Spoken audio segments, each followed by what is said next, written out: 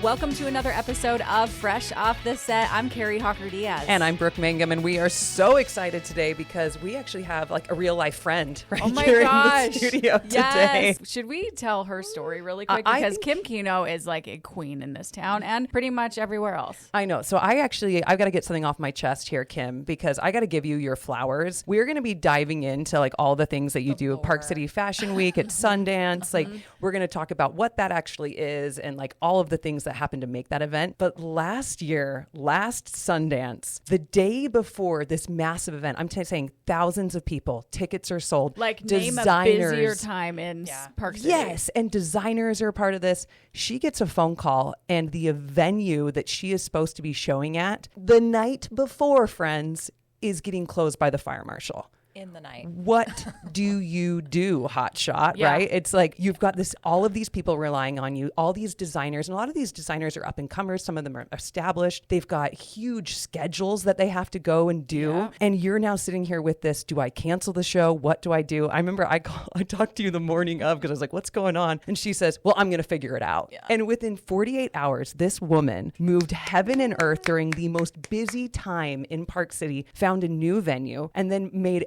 everybody coordinated to get these designers, to get the tickets done, to get the lights moved over. Like, you have to imagine what goes into a show. It's like moving a small city within hours. Yeah. And then add fashion, and so you got personalities, you have all these different schedules. And tickets sold. Tickets. Yeah. So I just got to say, like, standing ovation. And the show was awesome. It was flawless. It was. But like to go through all of that is just wild from a logistical standpoint. Yeah, like, are you still a little shell-shocked? I feel like I'm giving her PTSD. What were you thinking? It was a wild ride. What was running through your head when you got that phone call? I mean, honestly, I kept having faith that wasn't going to be the case because I had been reassured that it would be okay. That's called the denial part of and so I just kept the process. I had faith in, the people at the venue who were giving me signs that it would be okay. And so thankfully the fire marshal was giving me the heads up in the night. I guess for my personality, I just don't accept like defeat. Okay. And so I was like, and right that there. is why you are who you are. Exactly. I just couldn't accept it. And I knew, literally I got the message around midnight and teams were having call times at 7 a.m.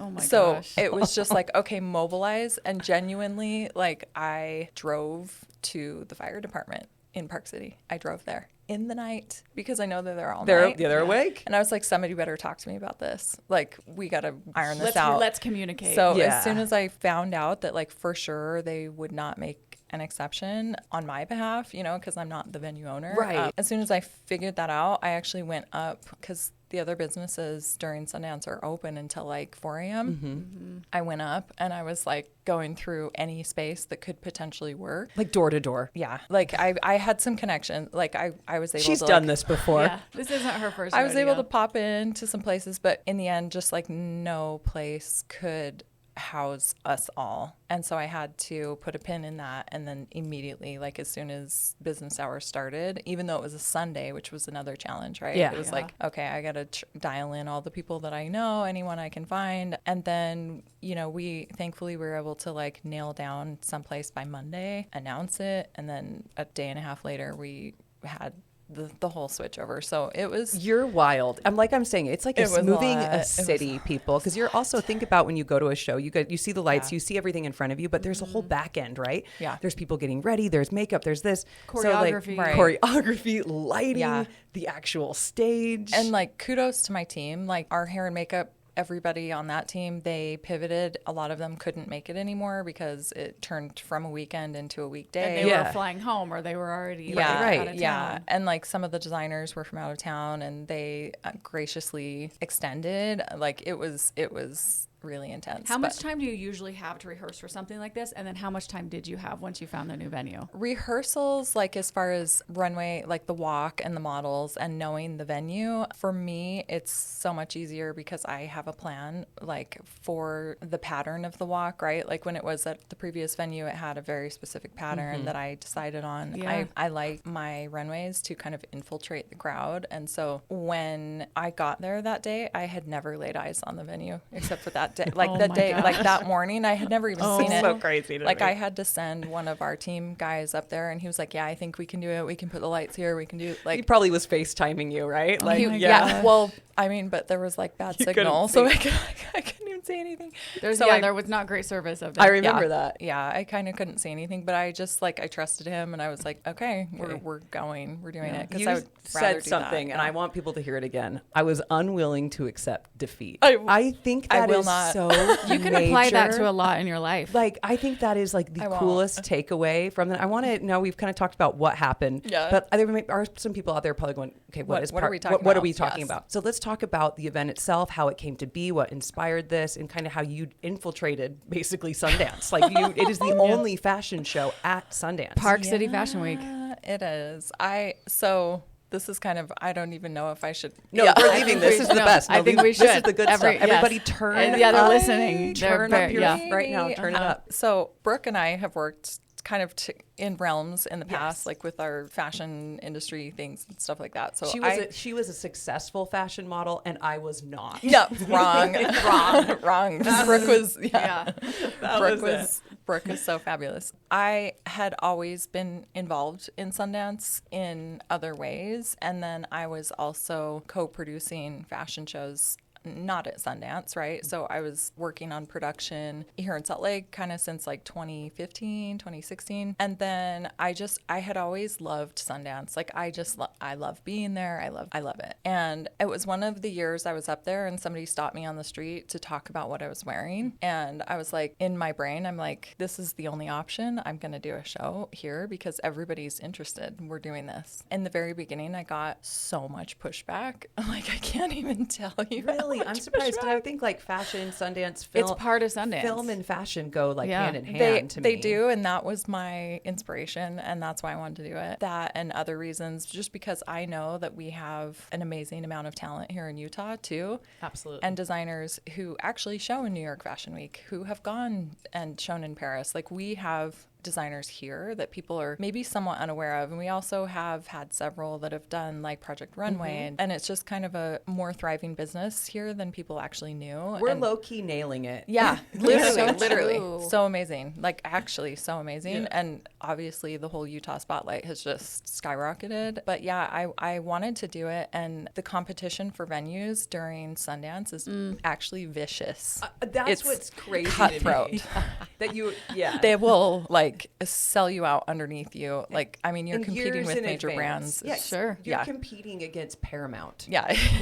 A lot of money. There's a lot of money in It's a lot of Sundance. stuff going on. So my first year, I was prepping for it in 2019. The first one ended up being in 2020. Thankfully, it was like right before the pandemic. Like, we all were up at Sundance that year, Oh, 2020. right. January. Okay. So it would have been, Yeah. Yeah, and then everything shut down in March after. So that was interesting, but I was searching for a venue that I felt was big enough that I wanted. I really wanted Park City Live is what it was at the time. Now it's the Marquee. It's kind of the main. It's the hub. It always It's- has been, yeah, right? right. Or was is. it Harrio's years Yes, ago? If I you're know. old I like was- me. I was literally going to say that, Kari, and I was like, Yeah, if you there it know, is. then you know. There it is. But like, before I even could get that, I was kind of weaving in and out some of art galleries and just kind of networking, trying to see if I could make this happen. And I genuinely had somebody be like, this will never work. There's no way you're doing this. It's just like, unless you have $100,000 per every other hour, like just insane. And I was just like, Once again, she doesn't accept Noted. defeat. I do not accept Yeah. defeat. That's Yeah. the noted. theme of this. Okay, Right. cool. And then I sent that guy an invite that year. You're like, hey, come up. Yep. Come hang out. How do you, okay, I have a question. How do you, once you find a venue, and you've been doing this for Yeah. years now, how do you choose the designers each year? And do you mix it up? I do mix it up. I have in the past, so when I first started it, I just wanted it to be only couture, custom, exclusive. I didn't want any retail. That was my rule. And Well, you're a purist. yeah. In the beginning, I was like, I really want this. And then I realized that I really was missing out on a lot of the Park City businesses. And there's so many beautiful boutiques that carry custom items and couture items. And I just really wanted it to be very elevated. So let me see, a couple years ago, 2-3 years ago, we've started involving some of the boutiques, which was a major blessing. It was so cool to have like just more people involved, like more Park City business and just it like the community took, like, the street rally. fashion that you see on Main Street, and then you're able to really see it in the runway in like an elevated way, right? And it's like there's people that are wanting to take that little, you know, Utah Park City style, and now they can actually like take it off the runway, which is so cool. It was, I think it was really fun. It was a really great move, and the businesses that showed, they were super happy, and they got flooded after the show, like people coming buying their stuff. And one of the business owners, Kristen up at the Collective, she actually is a fashion designer. She has shown in New York. That's right. And she had shown for me like years prior, and then we reconnected. And so her collection was cool because it was like peppered with her own design plus her boutique, and it was just fun. There may be a lot of people think like, okay, I don't necessarily picture Utah with like high fashion and in the fashion world. How do you think that perception has changed? And I think you've helped that. I think that, you know, just trying to maintain a certain level of quality, right? And like for me, that means a specific thing. And there's lots of other shows around that do their individual thing, and everybody's got their own take. My take was always centered on high fashion. It was always centered on like real professionalism, like really dialed in. And that's what I wanted my show to convey. And I feel like through the amazing people that I ended up having involved with me and my kind of stickler attitude, and like all of the models have been just so stunning and gorgeous. I just have had like a really like specific vision that I was chasing kind of, or like really focused on. And I mean, I don't know necessarily, I can't speak for everyone else's perception, but for me, I was happy with it. I was proud. Like I was really proud of our models, really proud of like. You should be, Kim. Like it is like high-end perfection. Yes, perfection is like the way to go with it. Like, and okay, so I've got a question for you. And I actually love that this is a podcast because people can't see you right now. So they can only hear you. And they know that like you can just hear in her voice, she's a no nonsense type of person, right? She gets things done. But before that, you were a model, right? And we've all been a model at one point in this room. And I'm sure that you dealt with, just because of the way you look, people not taking you seriously. Totally. Right? Totally. So I want to talk a little bit about like how you overcame that and how you showed up the way that you did, making this huge production. She is the boss, guys.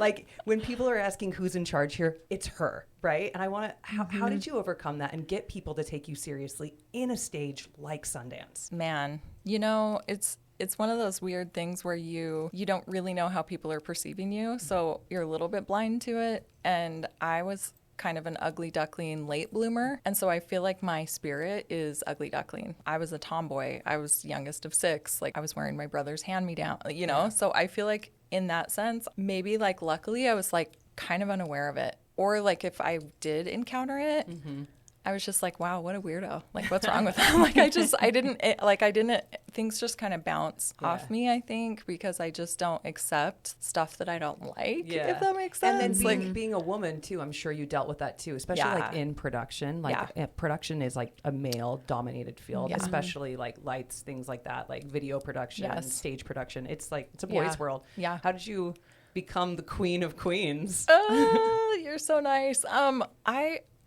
I don't know. I feel like when I need to get something done, I am direct, but I'm nice, right? Like I never turn mean. Got to work on that, Kari. Yeah, or I try not to turn mean. Maybe my models will say differently. But this is a good podcast for us right now too. I try to do that. We like before the production starts, like I get everybody together. All the models, all the hair and makeup, and I have everyone get together and I'm like, hey, everybody, listen, your energy is palpable. Whatever you're like giving off, we're all going to feel it. Totally. So we're not going to have chaos backstage. We are all going to strategically move through this space in a very quiet and calm, peaceful, happy, loving way. And we are all going to have the best time. Like I literally... Can you come talk to my kids? Yes, like I literally give pep talks like that. Book you to come to our homes. It really does like set the stage. And I say like, hey, nobody's yelling. So I try to like establish this zen. So that everybody's like happy, good, peaceful, no snappy attitude. This part of working like in modeling, you know, like you come across a lot of attitudes, right? Diva behavior. Yes, for sure. Diva behavior. And for me, I'm like, there are so many beautiful faces, right? If somebody's not right for the job, there's another beautiful face right behind or right all over the place, especially in Utah. There's so many beautiful people. And so for me, I'm like, if somebody has a stinky attitude, I don't work with them. Yeah. I'm done. On to the next. I'm like, thank you so much. It's so really about professionalism at the same time. Like, you know, you have to have the look, of course, but like you got to be able to put your game face on and handle your business. Yeah. Like if there's somebody that's like I don't know, I will always go for the sweethearts. Like, so I feel like that has been a huge part of our like happy community success feel and like the success of the whole show. And it just brings like the right people together because up front, like that's what I want. I just can't handle bad vibes. No. That's understandable. What about what do you think is another lesson that you've learned? I'm sure there's been many, clearly, because you had I mean, all of that happened on this last year and you had to like switch real quick, but like a lesson over how many years have you been doing it? 5 years? The one in Park City. So Park City Fashion Week has been, I mean, this year was it would have been the 6th year because we started in 2020, but because of COVID, it shut down there for a minute. I think it's funny because like when people have little kids, right, they try and help their little kid do something to build confidence. I feel like we can do that with ourselves. Like the more things you push through, the more you know you can handle. And it's sometimes super uncomfortable and like terrifying, but I don't know. That's how you grow. Don't accept defeat. That's my I will takeaway. not. So speaking of which, we all know that Sundance is leaving. Cat's out of the bag. So what are you looking to the future for? What's next? You know, people might not really like believe me when I say this, but I feel like I'm actually like a type B who can masquerade as a type A. Okay. So I have a lot of free spiritness to me, and I have a lot of like trust in the organic process, like of the people that I come, and I've always been this way. This is how I actually got connected to the people who were in charge of that venue way back. I like wandered in there because I was up there doing a modeling job, and I was just like, I literally walked into Stevie Nicks doing her sound check. Okay. I don't think I'd make it. I literally just walked I'm on a stretcher. It was Stevie Nicks. It was like a conglomerate show. It was like Stevie Nicks, Dave Grohl, and the guy that sings Jesse's Girl. Oh, yeah. And they're doing sound check, and I just wandered in because I wanted to just like see I don't know what I was doing. I was working promo up there, and I just walked in, and it was in the afternoon. The people that were in charge of the club were like, "Hey, are you with the band?" And I also don't like to be a liar at all, so I was just like looked them dead in the face. No, they didn't kick me out, so I just like hung out, and then I started hanging. That's epic. Yeah. I just like started chatting with them, and they were nice, and I was nice, and then I knew people like There's I don't know, connection right there. So in that sense, I still, because of the trauma of this year, I am organically letting this unfold. I do have some really exciting connections, and there are things that will be kind of taking place to sort of fill that gap here. And we will do shows here in Park City, continue to do that. And now we have such a good support with the businesses that we'll be doing a few like pop-up fashion shows kind of with them? Or? Kind of, but just like private events for like certain businesses that want to feature, and I'll put that stuff out there. And we'll still be doing probably more in the sense of like multiple day shows now, because that was always my limit with Sundance. Yeah. Man, are you lucky to get the venue once for a few years. So now that is a little bit loosened up, it's actually kind of a little bit freeing. So we'll still be doing that. And all I can say is like, pay attention to the social media.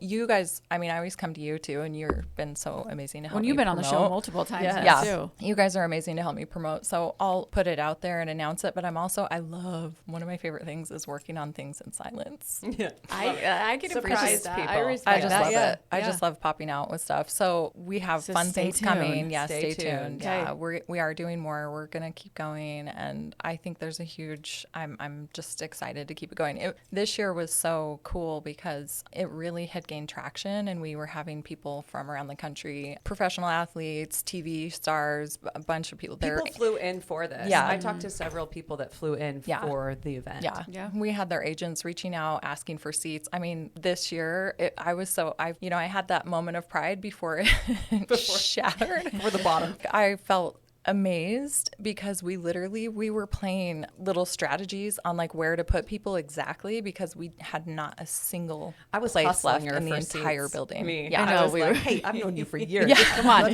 you're our friend. Yeah, you're our friend. So I know there's going to be more of that, and I just feel really happy and proud that we've been able to connect with the right people, and I just think it'll keep going and growing. I know it will because that's what you do. I have a question for you.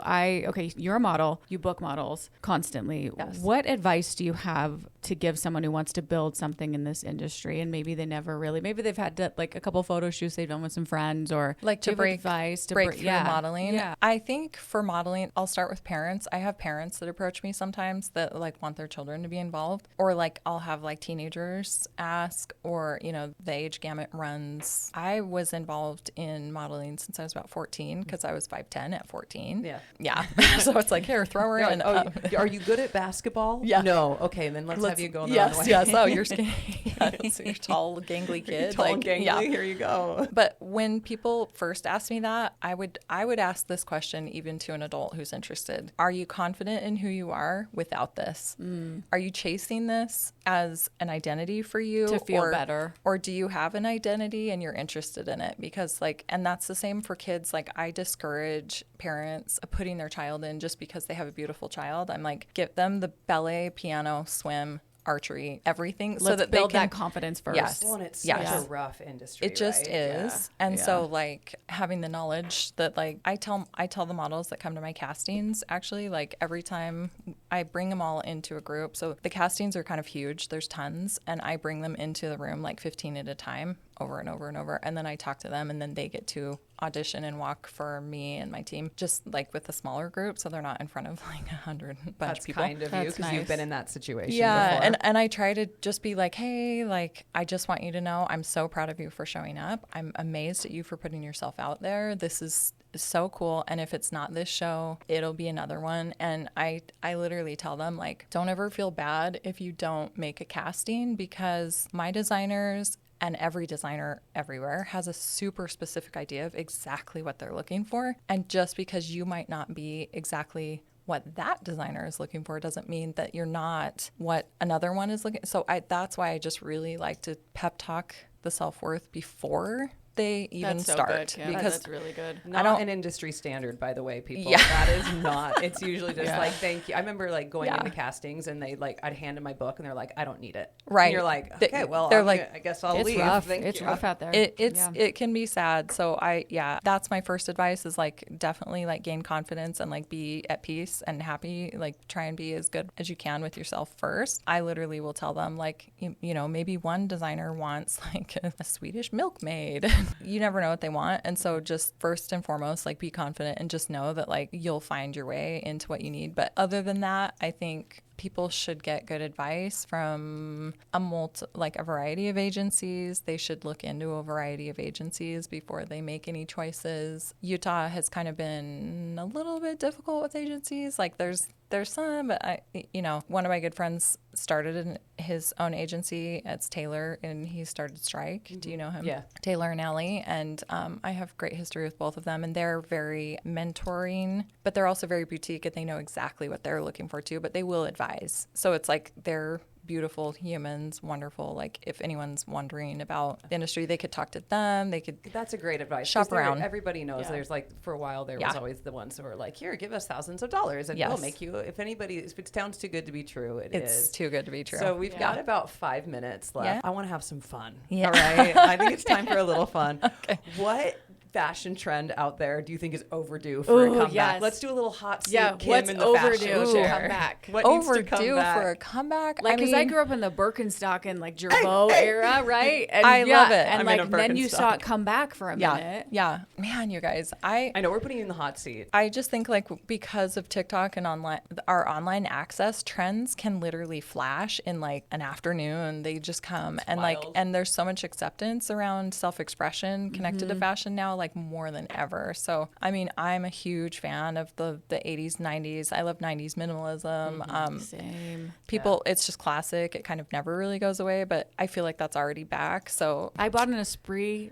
sweatshirt. Me too. at I went to Costco. Costco. Yes. I specifically went for it. I was like, which one did you get? The white, the white, green, or the blue? I got the white one too. Oh, you guys have to wear it together. Yes. It's like I was so pumped about like getting my Esprit sweatshirt, and I'm like, Nick, you're going to Costco. I need you to find That's this. so funny. all these things. Like my partner Jake, he wears tracksuits a lot. Like Yeah. But he's been doing it now for probably like 6 years, and now Started the I'm trend. like, That's his thing. We're coming, and I'm like, But I love what you said about, and I think it's so right that like this means the first time I'll ever say this. I think something good has come from TikTok. Right down is the freedom of expression. Totally. Right? I think Totally. it's like if you like something and you want to wear it, you can wear it, and nobody cares anymore. Yeah. It's like, well, I like it. It's And not- the confidence that you rock. You wear it with like, confidence. Because Yeah. I see things, and it's like Kari and I are the old ladies. We're always like, what are these kids? What are they doing? And What are it's these like, kids? well, I guess that's what they're wearing now. Like, yeah. I also work at the college, and so I have so much exposure to like all the young students and stuff, and they're just so cool. Like they're so individual, so many cool styles coming out. Like What are you seeing like with the young kids right now?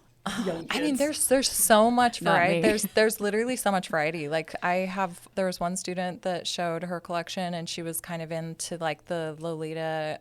I'm bad at describing this stuff because I don't know the little words, but it's like puffy, cutesy dresses with ruffles everywhere, lots of pink, like really big eye makeup, like with ribbon. Like you might see it in like Tokyo. okay. Oh, Yeah, okay. yeah. Gotcha. Yeah. Gotcha. There's a lot of people that they love that, or then you get the people who love dressing in different versions of all black, which is really cool, and I think high fashion. I love that look. I love all black. I feel like half my closet is black It's clothes. because I spill on myself. Yeah. There's literally there's like people like 70s revival. There's like, we even have people that are really into like the 30s and the 40s and like cool. the finger waves, Newsies era. Yeah. Just so much stuff. Yeah. anything even needs to go. Like, is there a trend that's like in right now that you're like, all right, I just can't. I wish that I was more like, people ask me this, and I love freedom of expression so much that I'm like, anything people want, if they feel like it's them, As long as you're happy, right? I love it. Like, I literally love it. I will say, okay, here's one thing that I will say. Okay, here it is. Okay.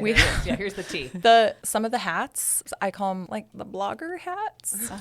Just it's kind of a mix of a Western kind of, but it's not the Western hat. I love Western hats. I know exactly what you're talking It's just about. like flat brimmed, like kind of on the crown of the head. Yeah. I'm kind of done. I'm a little Well, bit see, done and with you're a those. much better person than I am, where you're like, I love freedom of expression. The things that I hate are the ones I don't look good in. I'm like, it's got to go. You're I like, can't get rid of this. barrel jeans. It's a no Oh, for me. the barrel I've tried jeans. those. It's not for me. They kind of came and went. I feel like that was like, I And feel that's like that probably was, for the best. yeah. What's for us? Yeah. I feel like that was a flare up of social media exposure. Sure. Is there anything else that we didn't cover that you want to say, or This is the time, Kim. This is it. I'm trying to pop in on these things. Dream designers or brands that I would love to feature. Sometimes I like have a balance between, do I say it out loud or do I keep it to myself? Yeah. Post Malone, if you're listening. Posty. We were in contact this year. We almost remember had him. that. We almost Yeah. had him. So if anything It's gonna happen. coalesces in that direction, we love you. We think you're amazing. Your collection was awesome. There's also like people who have done like Christian Siriano. He's He's you know, fantastic. yeah, I'm happy to have anyone amazing and lovely. So, The world is your oyster, That's Kim. right. And we know you don't give up. Like, Well, you clearly, if you know, can make it through last year's show, I truly believe you can make it through anything. thank True. you. That's You're so kind of you battle-tested. guys. Yeah. And the advice that you gave him, we can use that even if you're not in the fashion industry or modeling industry. We can use that in all areas of your life. Just don't give up. Don't accept defeat. You know? Just go. Just like if you really want to do it, just don't let people tell you what you can and can't do. It's what you gotta, Chills. Yeah, I got I the love chill that. bump. Love That is that. so good. Okay, where can we follow along? Because we want to be we're on the edges of our seat to know like what's Okay. going on in the future shows. So my Instagram, and I promise I'll get better. I'm gonna get an intern. I've been a little bit notorious for kind of going dark for like 6 months, especially this year. I especially did that. But anything that is needing to be known will be there. And then we also have our website. Like this year, I was really encouraging people to specifically go through my website for tickets because we had some other You weird got situations. imposters that are like trying to rip her off. Yeah, That's we had wild. some weird situations, but so yeah, just parkcityfashionweek.com, and then Instagram is the most reliable source. Park like, City Fashion Week. Yeah, Okay. yeah. Okay. Yeah. Well, we Website can't wait to see what you do next. I can't wait. Post Malone, I know you're listening right now. We'll see you at the next show, Kim Posty. We'll see you. Thanks, Kim. It's been so fun sitting down with you. We love girls. you. Love you. Thank you for listening to another episode of Fresh Off the Set. Please rate, review, and subscribe, and we will see you next week.